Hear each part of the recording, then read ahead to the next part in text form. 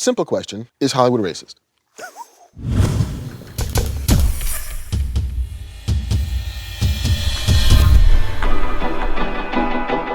Racist is a charged word because when people hear racist, they think you're racist. But I think that Hollywood is racist. America is racist. It's a subtle way of saying that we don't belong. Mad Max starred a woman, Creed starred a black man, and Star Wars starred a woman and a black man. And a Latino. I'm not trying to make Ride Along 2. I'm trying to make something else. And I may never get that shot.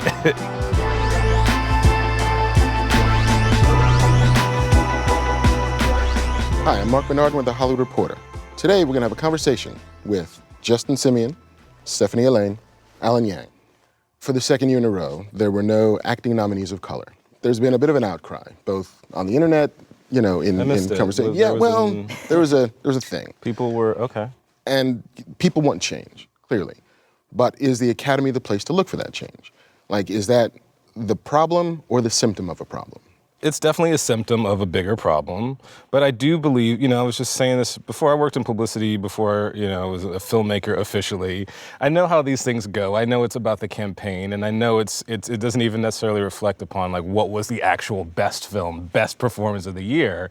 But at the same time, this is the face of our industry to the rest of the nation, to the rest of the world. And I care about my industry, and that industry should reflect me. And we should be reflecting the audience because that's who we're creating culture for. So, it is a symptom. It is one part of a much larger conversation and issue, but I do think it's important. I think I read that 94% of the Oscar voting body is white, and that makes sense because they've been adding these members over time, and people of color have only been able to make movies and sort of produce stuff over the last couple decades. I'm exaggerating, but because it's a lifetime membership up until this point, and because the people who have been in power to make films have been overwhelmingly white over time, it makes sense that the voting body is so kind of white right now. Yeah. I think the Academy is the end game, and that the problem is totally systemic throughout Hollywood. And it's just very important to remember that there is so much talent out there. People always say, I can't find an exec of color, I can't find this, or, I'm looking for the best, which, as we know, is very subjective. So I think it's important to remember that there are organizations like Film Independent, like Project Involve, which you came out of, that are identifying, curating, and developing talent. Then we need the industry to step up and offer jobs, because that's really what's going to change things. People in the system, working professionally, learning the ropes like everybody else. Yeah. When you look at, say, the Fast and the Furious movies, which make, billions of dollars year-round, worldwide. When you look at The Force Awakens with a black lead and a female lead. When you look at Ride Along 2, which is going to go on to make $200 million domestically.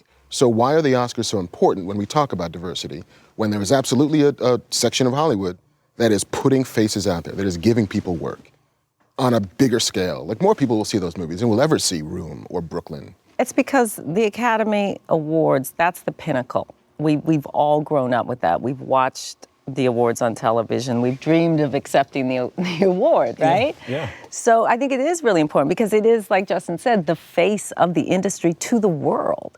And so we should be reflected in that. This is the cream of the crop. These are the best films that were... The most excellent. Yes, this is the most excellent stuff we did this year. And if that stuff doesn't include us, it's a subtle way of saying that we don't belong in this town. Especially when there were some pretty excellent offerings out there this year. Yeah. Yes, absolutely. For me personally, it was thrilling in 2015 that there were 3 sequels or reboots of franchises, Mad Max, Star Wars, and Creed. And Mad Max starred a woman, Creed starred a black man, and Star Wars starred a woman and a black man. That was amazing to me. And a Latino. What about Oscar? Exactly. And Oscar Isaac. And so, but as Stephanie and Justin were saying, again, it's a little bit, let's be honest. It's a tiny bit silly to give awards for the best subjective piece of art because art is, as you were saying, so subjective.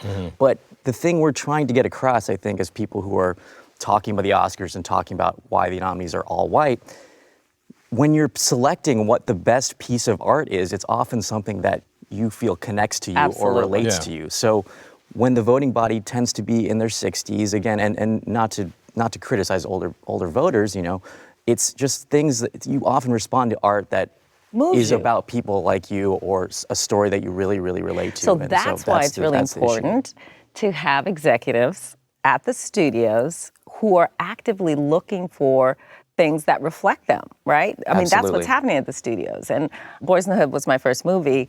It was so empowering to find that movie, to see how well it did, and then to keep looking for them. And I think if every studio really had an agenda to find more diverse product, because it has to start with an intention, and then you have to follow through with it. And not just to find diverse product, but to help that product find its audience. One of the things that was interesting as, a filmmaker who had a film at Sundance is I saw some of my peers who were not doing, frankly, the business that my film was doing, at the box office. But those films had national television campaigns. Those films had studios that were laboring for months and months. Listen, I'm not complaining. We won a Spirit Award. My movie did well. We did well overseas, which is another thing we should get into later. But it's not just, one area of the industry or another that needs more diversity and more people who sort of, it's all over the place. It's agency. Exactly. Yeah. And it's a great point what we were saying, because with a movie like Creed, for instance, I don't think they necessarily knew what they had. I don't think they were pushing it for Oscars. I think when it came out and people responded really well, I think they sort of had to run it back and say, oh, maybe we should push this, and they never really did. The other thing you got to think about, too, is, the Academy, it's sort of like an incubator for the great culture creators of tomorrow. So, maybe more people saw Ride Along 2 than they saw Room. But the creative talent involved in a great movie like that being recognized at the Academy this year means that those artists get to go on and tell bigger stories next year, and more important stories, and stories that will have a even larger cultural impact. And if we're not getting that opportunity, listen, I'm not in it to make a bunch of money. I'm in it to create culture and to tell stories that I believe about. That happens to be my point of view. I know that's not everyone's and doesn't have to be. But for a person like me, I'm not trying to make Ride Along 2. I'm trying to make something else, and I may never get that shot. If you'll get it. Well, okay. I'm just saying, like, it's harder for me to get that shot because the route there is it's kind of unknown. It's unclear. I don't know if I'll be recognized by my peers in the same way, and that has an impact on a person's career and the kind of stories that ultimately get out there. I'm here just on record to say that I want to make the Ride Along Fast and Furious crossover. Let's do it. I think it's like Furious 16 That's what Ride Along 8. That's really the That's goal. what I'm here to do. That's what we talk about at the caucus. I've said that a lot. So I'm with you there, actually. Simple question: is Hollywood racist? It's an underhand softball. I think America is racist. We were founded on slavery. It's never been really addressed. And the ramifications of it are everywhere in daily life. Racist is a charged word because when people hear racist, they think you're racist. But I think that Hollywood is racist because my definition of racism is it's a system of disadvantage based on color. So the system works to my disadvantage for no other reason than that I am a person of color and am telling stories about people of color. That automatically puts me steps behind, other storytellers and other people in this industry. So yes, I would have to say that system qualifies as racist.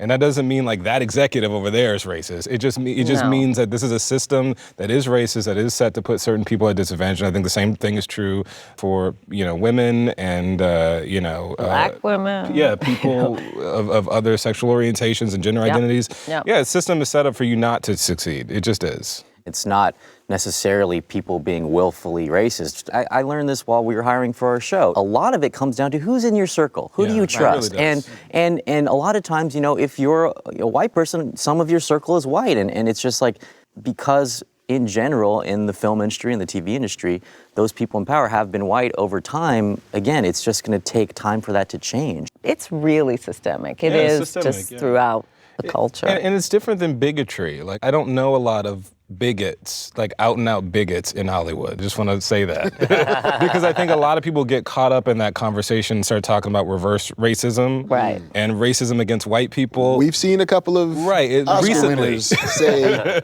ill-advised things in public. And that's not really a thing. And it's not a thing because if you actually look at, the true definitions of those words and what their implications are, you can't be reverse racism, against a group that is not at a disadvantage. Right. It's like there is no equivalent of the N-word for white people. No. There just isn't, because the power balance doesn't equate. Tarantino's looking for it, but he hasn't found it yet. Well, he's so enamored with one of them, he just has no reason to look anywhere else. Stephanie, how difficult would it be to make Boys in the Hood today? First of all, the script was amazing. And I think content, especially literary content, always rises to the top and always is the first thing that you're looking for. What was interesting about that script at that time was in the early 90s, we were suffering from so many losses in South Central. And the script really tapped into that in a really commercial and personal way. Mm-hmm. So, luckily, there's not a lot of drive-bys going on right now, but seriously, right? Well, that's a good point, right? So maybe it wouldn't be. You did it, but it's a good point. But there's. Topical. By the way, that movie did address that problem, and that's the power of cinema, right? So maybe we don't need it now, but it's the 25th anniversary, and we're gonna have a big party. But you know what the shame is, though, is that it would be so hard to make Boys in the Hood or Do the Right Thing at a studio. Which is a different situation than if you make it and listen, I'm not knocking independent film. Obviously, I'm an independent filmmaker, but like it is different when you just make it on your own, take it to Sundance, and it eats its way. And this is why it's so important to have the support at the studio level. And you could see even with John and Robert Rodriguez and others that when you have an opportunity to be inside the system and not outside the system, you get the support. You get the support in marketing, you get the support in distribution. It's a different offering than when you're, like a lot of us are, out there, just trying to make important work or interesting work or culturally sensitive work from the outside. I mean, it feels like the 90s and the early 2000s, to broaden the window a little bit, were like the halcyon era of black films, both in the studios and independent. You had comedies, you had dramas, you had action movies, you had romantic comedies, you kind of had across the board. And like real movies, not like we scraped it together in our basement or we kickstarted it. It's like we made a movie. What has changed between then and now? I think what's happened is because we are sort of, in the system where we just make this year what made money last year, the kinds of things that we're making across the board has really shrunk. And that really affects people of color because we only had like one or two a year anyway. And remember, back in the day, the studios made all kinds of movies. Yeah. They could make a $5 million Boys in the Hood and a $100 million Last Action Hero at the same time. And then when we went through that whole period where all the small studios, that was like, a place to go to make those movies. But then they quickly decided they wanted to make the Oscar movies at those little places. I mean, it's been, the business it's a living thing, so it changes a lot.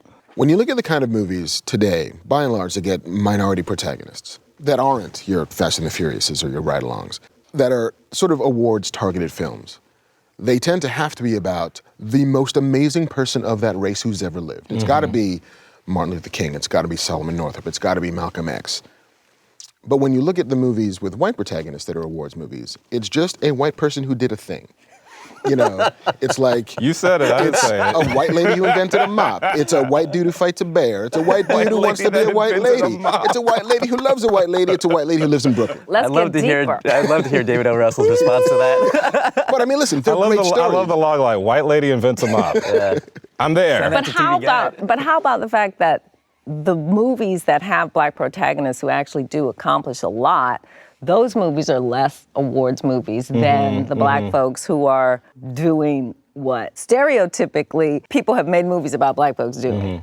And so that's, I think, what's really interesting is when the awards actually do fall down, who's getting them and for what? To me, I think there's an obsession personally with black tragedy. If you see a black movie, it's typically historical and it tends to deal with our pain. And listen, there have been some excellent films, by the way, made in that vein, but it is kind of weird that it's only those films that seem to like bubble up to the surface. So it's people who are, playing characters that are enduring, these horrible, horrible tragedies, or they're like saint-like. They are perfect in every way. Or they're villains. Yeah, but you know what that says very subtly? It says that we're not human, because human beings are multifaceted. We're neither these like horribly tragic figures, nor, heroic saints that can do everything and take racism on the chin with a smile and still accomplish.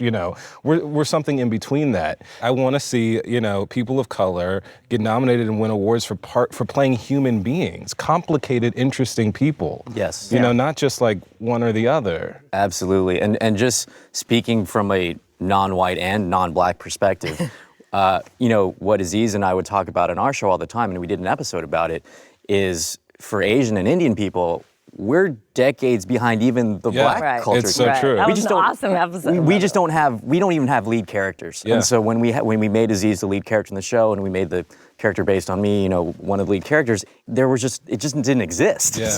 So for us, it's really like, we need that Asian Denzel at some point. And he doesn't exist yet. We need the equivalent. We gotta do it, man. We need an gotta Asian find Halle him. Berry. Like, that doesn't exist Right. yet. Like, we don't have anyone who can even be the lead of a movie. Right. Like, that movie doesn't exist. Right. So it all takes time. Like we say in that episode, it's like, black people just got to, okay, we can, and there's so far to go still, but it's just a process, right? And that's a matter of population, that's numbers, that's culture. It's there's a lot of reasons why Asian people have a small foothold in the industry. It sort of did strike me that the furor was around, black people and being shut out of the Oscars. And when I look at the history of the Oscars, there's only ever been one Asian Oscar winner. We For talked The Killing Fields. Yeah, There's right. only ever been one Latino Best Actor winner. There's never been a Latina Best Actor winner, actress winner. So it's, Right. in I'd America. be pissed if I was anybody else. I'd be way more pissed than I am. Well, but that's I'm the already thing. pissed. But the demographics of America are changing, and they're really, it's exploding. Like, this sort of, the interest in culture from the Asian population, the Latino population, and the black population is increasing every day. And so as America changes, I think culture will kind of, we just need to keep up. We just need to keep up, that's all. Television seems to have made really strong strides in this area. Why has TV been able to correct themselves where film hasn't? For one thing, it's very simple. There are so many TV shows on right now. It's gone from 200 or so to 400 or so scripted shows. Wow. And we are in a very unique sort of point of inflection That's right. in the world of TV. Is it gonna last? I don't know, but we're trying to take advantage, right? So Get in there.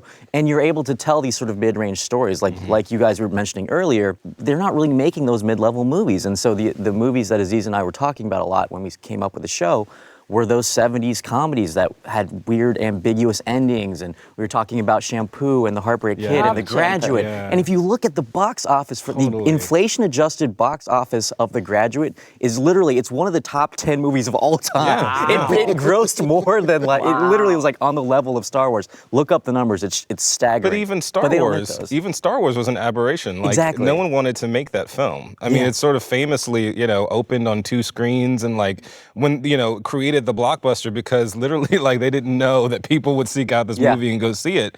So the industry, we got to find a place to give people a chance to do something different outside the box. We got to give people a space to fail, because those are the franchises of tomorrow, and we're missing them. Yeah. And it's a shame. Absolutely.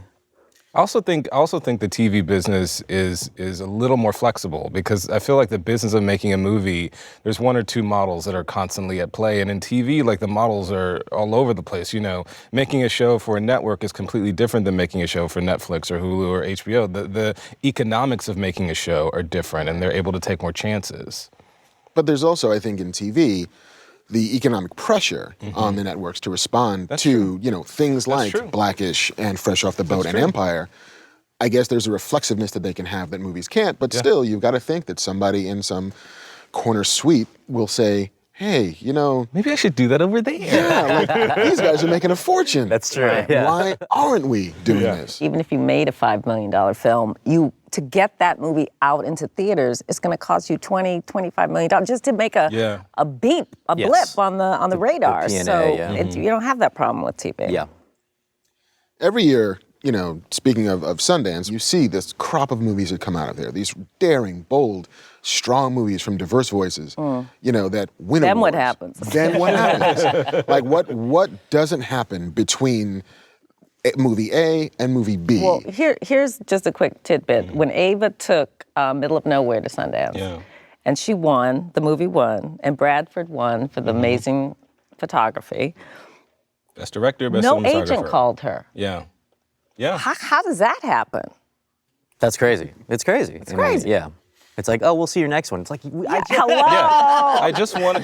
what do I Best have to director. do? What do I have to do? I mean, obviously, she's well represented good. now. She but good. She's doing okay now. But that is because she made a black people homework movie. That's because she made Selma. That's because she made the thing that you couldn't ignore. Yes. And also So she had an agent before that. But my point is, Yep.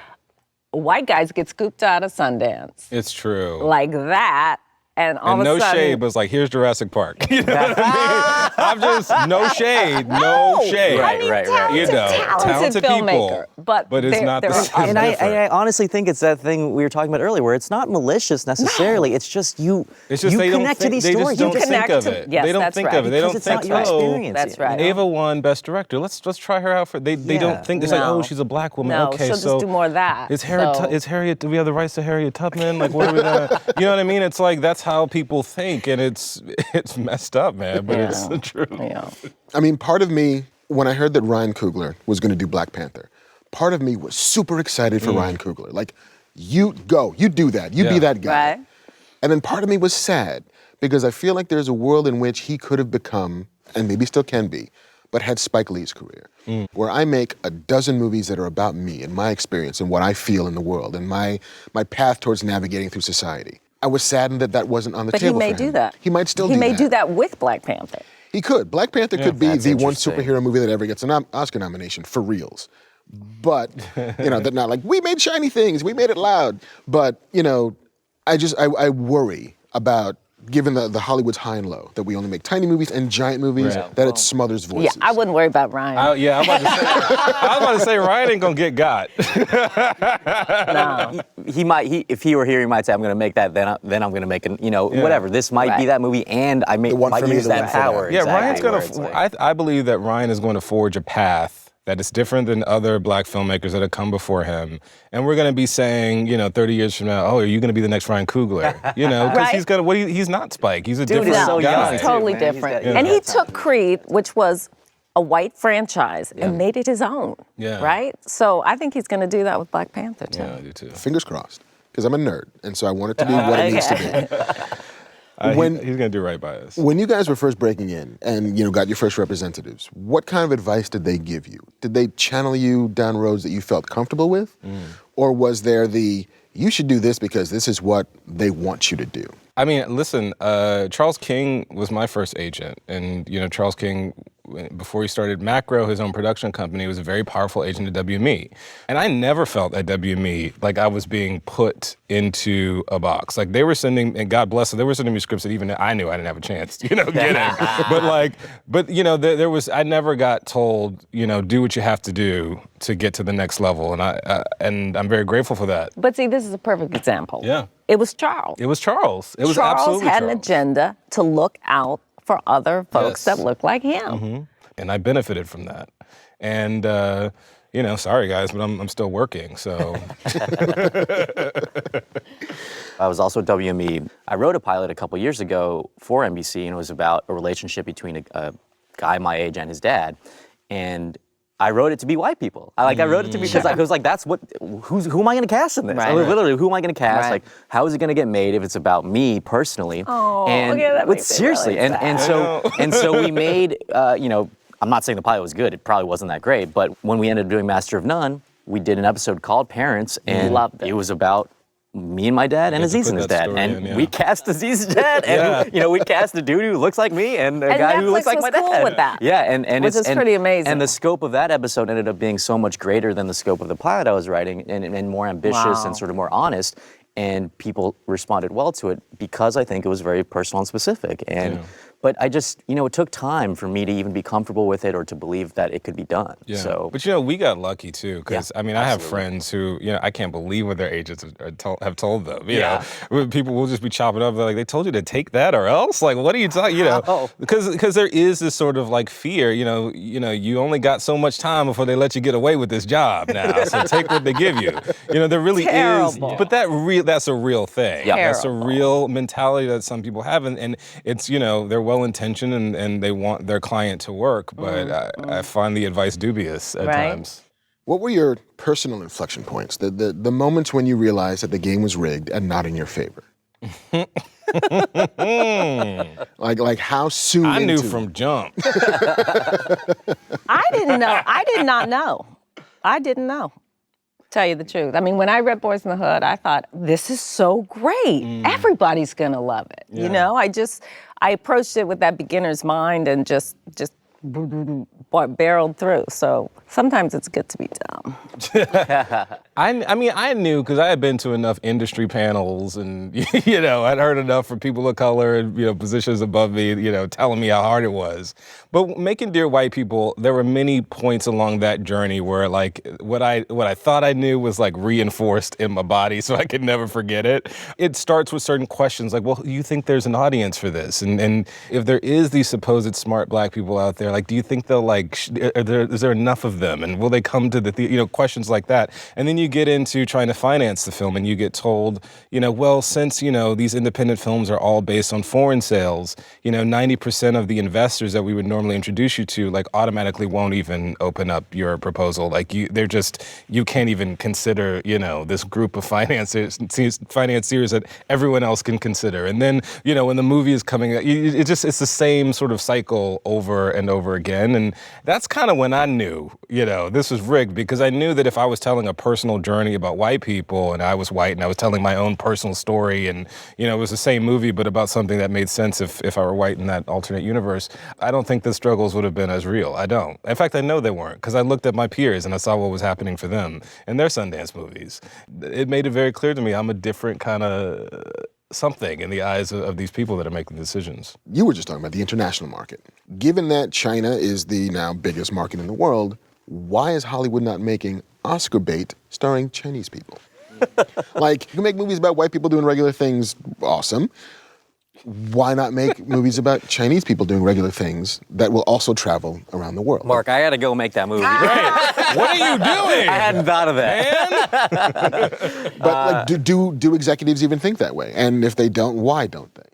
If they're all about They money, if probably they're all will. about I think they're getting there. Because everybody's Gotta learn making a deal Chinese, with man. China. Yeah, exactly. And I bet it's going to be like blatant and awkward at first. Yes, yeah. or like The Last Samurai, where it's like, listen, Yeah, here's what we're doing. Yeah, it's We're gonna do this for the Asian market. It's gonna be starring a unsavory white when guy. it does start happening, but I'm sure it's not too far off. Yeah. I think we don't know how yet, but Yeah. it's just a matter. I would of be time. fascinated to know what the Chinese market likes, what they don't Yeah. like, all that stuff. Big action movies travel, and Yeah. and there was that Star horrible Wars thing I was saw huge where the there. Star Wars poster, they made John Boyega smaller, like things like that poster, like really made me think. It's like, man, like, yes, we have a long way to go and we have a lot of problems to fix, but what my parents had to do to get here and what the freedoms and sort of opportunities I've had are really exciting. And I'd rather live here than some other places where people have looked at me funny. Right. It's Yeah. true. Like, people do look at me funny, so it's like, that's true. It's true, man. But we're also really lucky. Like, Yeah. I'm lucky. I don't wake up mad. I don't. Yeah. I mean, I know some people do, and they have a right to feel that way. But Are you kidding? I wake up. No, I wake up thrilled. I'm We like, get to do yeah. the most fun thing ever. Yeah, I sit down at my desk and I'm like, they pay me to do what? Yeah. Because I used to do this for free. Yeah. So Very grateful. Yeah. Yeah. We got ways to go, but Yes. I can't act like I haven't benefited either. Like, Absolutely. I've gotten tremendous opportunities in this town. I got to write that China movie, man. I You don't do, know what it is, man. but You've been sleeping. I don't know what it is. And I'll only take 5%. Yeah. I wouldn't even take the customary 10. I wouldn't put any black people in it in the first go round. Well, he's the man. One thing at a time. Yeah, well, okay. He can be the villain. Yeah. That's fine. It feels like every studio, every guild has some kind of diversity initiative. Where do those fail? The big thing that really drives me crazy is whenever you say diversity, they always lower the bar. They always think that means that it's not as good. right? So for me, I think those programs are completely well-intentioned, but I don't think they solve the problem. If you're talking about diversity programs at like the corporate level in terms of like hiring, it can sometimes be confused for like a token program. So like instead of like a truly diverse group of people, it's like there's one person of color right there.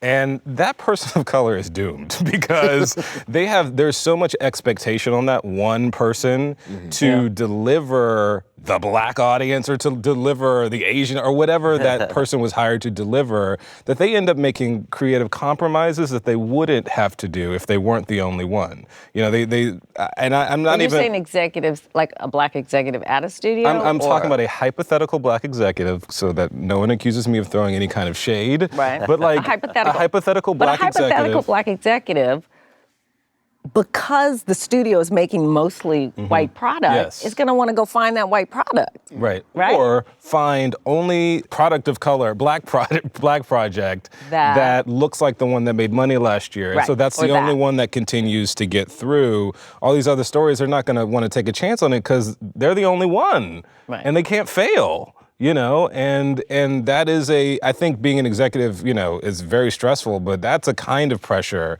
that is unique to the diversity hire, executive in a given place. I feel sad for the HR people, the diversity HR people. It's hard. That's a hard job. But if those programs don't exist to get these people into the pipeline in some fashion, what is the alternative? Like, how do you get more black executives? Like, how do you get more black showrunners? How do you get more Hispanic VPs of anything? You have to have the intention to want to do it first. It has to start with that. And you have to look harder. And you have to look harder. Yeah. I mean, at the festival, which I've been directing for the last 5 years, I always felt like our mission at Film Independent was to support a community of artists who are diverse, innovative, and have a unique point of view. And I wanted the festival to really reflect that. But I had to take major steps to make that happen.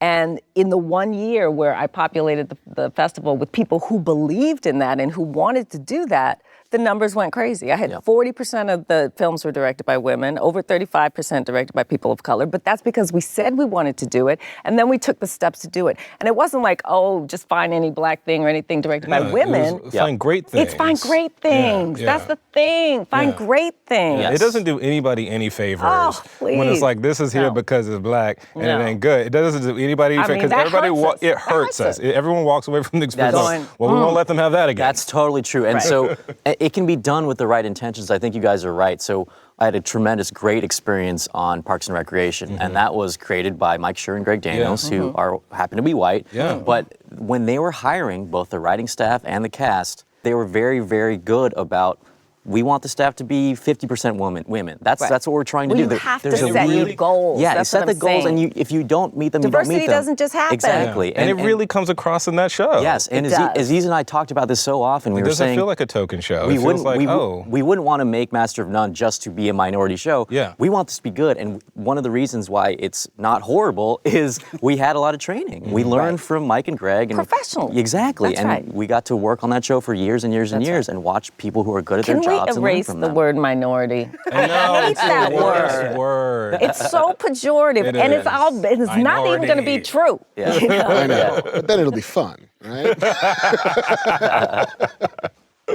Oh, Lord. Do we, as if we're speaking for everybody, We are. but do we think, I just got a text. We are. you get the memo? Yeah. Excellent. Yeah. Caucus elected us. That, like, there have been movements by organizations like PETA and GLAAD, and we don't want to see people smoking in movies anymore, to exert pressure on studios, on producers to change their practices. Is there a pressure that we can exert similarly? Well, I think we saw it happen with the Academy, right? Yeah. I mean, there was outrage, and they responded. So if they want diversity, and by the way, we know that diverse product makes money, so it's not a moral question. It's about money, right?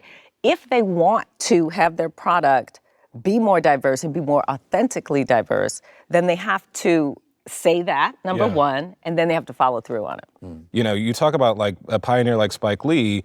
How many people are, you know, of color in this industry because he gave them a start when literally So many. nobody else would? I mean, he would take people with like a glimmer of a shot and he would train them up. Yeah, that's know. what we, and that's like not just the studios, Yeah. but everybody in all the disciplines can Yeah. do that. In their little sphere. In you know? their sphere, yes. And it starts there. I mean, that to me, like, is what you just described, you know, the process of how you came into the game.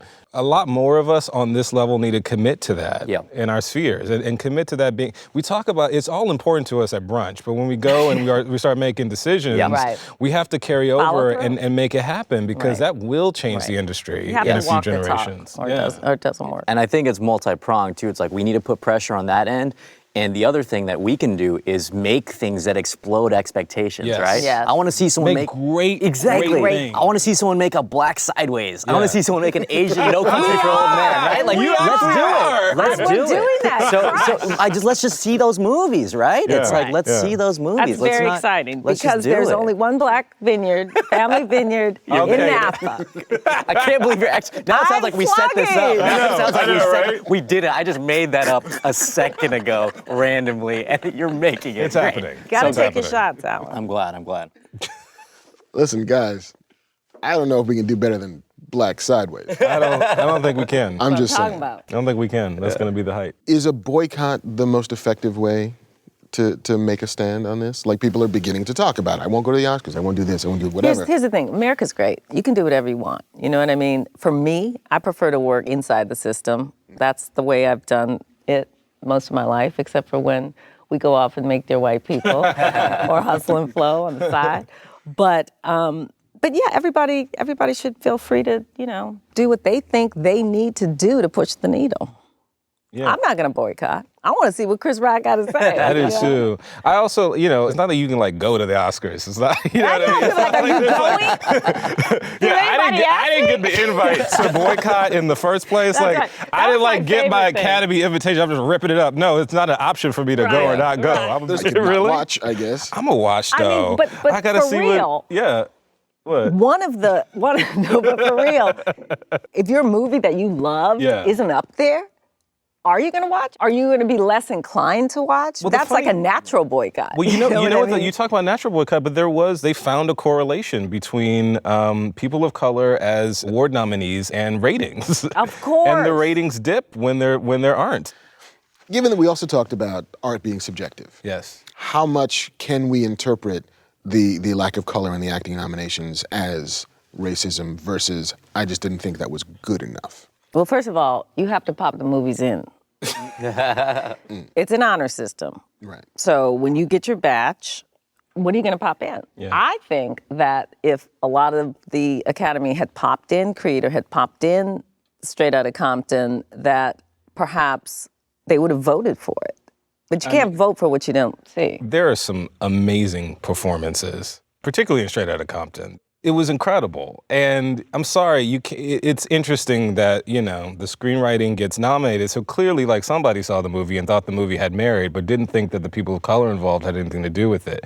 You know, I think when a movie comes to them that says Straight Outta Compton, like, I don't know if that immediately puts it out of that for them. I don't know. That's a good question. I really don't know, but it's certainly not a lack of talent. Yeah, and there were some surprising things. There's a lot of factors at play, and context matters too, because I think there's a betting market on Oscar nominations and Oscar wins before the nominations are even announced.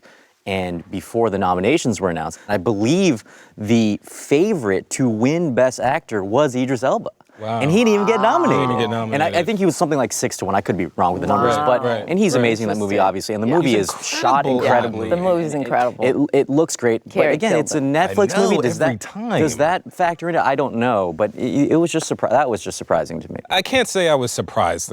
Surprising is the wrong word for me because I did work, you know, in awards before, and Yeah. I wasn't surprised. I was disappointed. Given that you have, you know, come through publicity into filmmaking, have you been at those conversations where we're talking about the movies we're going to get behind and the ones we're not? Yes. How do those conversations go so that they exclude the movies that should? Like, what is the decision there? To You be know, if behind we're one talking thing about versus my another? experience with awards, it was a little bit different because I was working at Focus Features under James Schamus, and Adrienne Bowles, a black woman with impeccable taste, and you know, James Schamus is a white man with also impeccable taste, and they pushed everything that they believed in. You know, you look at a movie like Pariah, which didn't do the box office I think it should have.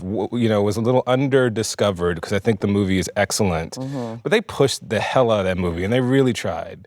And it doesn't always work, you know? It doesn't mean, like, don't ever do it again. So the solution, as we've decided, the four of us, is to make more things. Yes. And to make It's more part great of it. things, It's part of it, for right? sure. Make more things, and make more things through the system. I think that's really, really important. And to be allowed to have the room and the space and the environment to fail. make great things, which includes you have to be able to fail. Yes. And still be And allowed get another to, job. Yes, Take exactly. risks, take risks creatively. Yeah. You have to like be Yeah. able to just like creatively try things out there because that's when the breakthroughs happen. Yeah. You know, when you make Asian Big Lebowski. It's that's just when it happens.